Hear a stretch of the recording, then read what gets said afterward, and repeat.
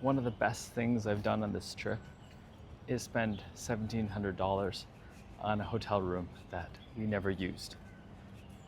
Hi, Soul Dr. Nick here in Hong Kong on a trip with my family, and just want to share this little tidbit about money and wasting and all those ideas. So we went out to Lama Island, which is a little island you have to take a ferry to get to Hong Kong, to visit my beloved's cousin, a sister to me now, feels like.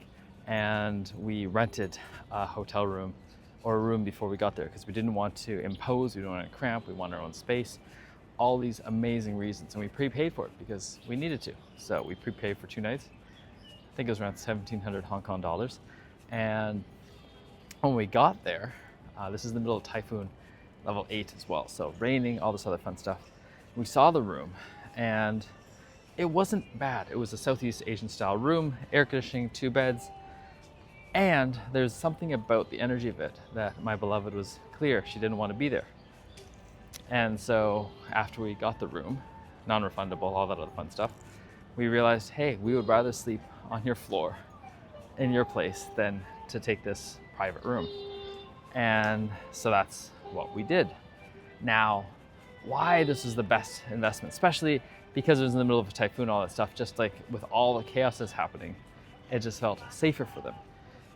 Why was this the best investment? Well, if we hadn't gotten it, we would have stayed together out of what may have felt like obligation. You know what?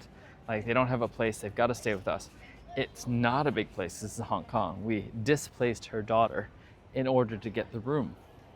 Family of 3, 2-bedroom apartment, 1 bathroom, now with another family of 3. And how to navigate all that. And now as well, my beloved, instead of thinking, oh my God, like maybe it would have been better if I got a room, now knows what the other possibility is. And sometimes it's actually putting the money where your mouth is, actually going through with it. And then realizing I could look at this like, oh my God, I just wasted all this money. I cannot use the room.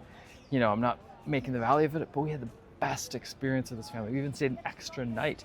We returned the keys early and said, hey, you guys rent it out again, make some more money.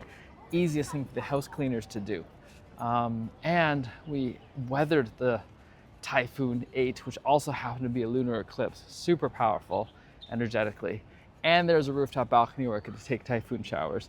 And it didn't ever feel like, oh my God, we shouldn't be here.